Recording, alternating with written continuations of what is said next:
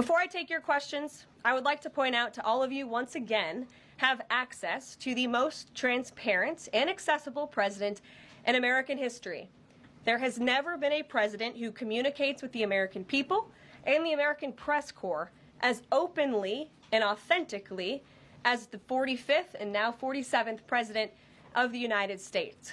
This past week, President Trump has held multiple news conferences, gaggled on Air Force One multiple times, and sat down for a two-part interview on Fox News, which aired last week. As Politico summed it up best, Trump is everywhere again.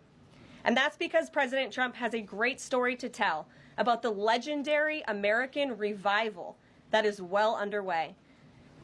And in keeping with this revolutionary media approach that President Trump deployed during the campaign, the Trump White House will speak to all media outlets and personalities, not just the legacy media who are seated in this room. Because according to recent polling from Gallup, Americans' trust in mass media has fallen to a record low. Millions of Americans, especially young people, have turned from traditional television outlets and newspapers to consume their news from podcasts, blogs, social media, and other independent outlets. It's essential to our team that we share President Trump's message everywhere and adapt this White House to the new media landscape in 2025. To do this, I am excited to announce the following changes will be made to this historic James S. Brady briefing room, where Mr. Brady's legacy will endure.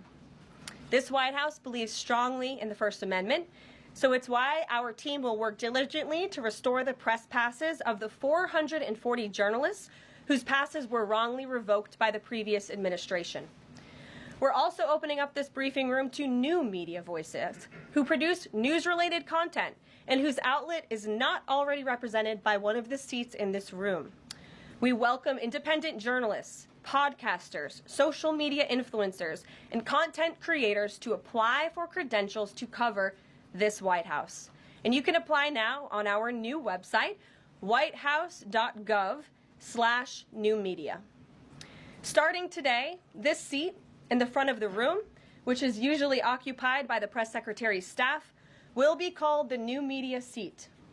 My team will review the applications and give credentials to new media applicants who meet our criteria and pass United States Secret Service requirements to enter the White House complex. So in light of these announcements, our first questions for today's briefing will go to these new media members whose outlets, despite being some of the most viewed news websites in the country, have not been given seats in this room.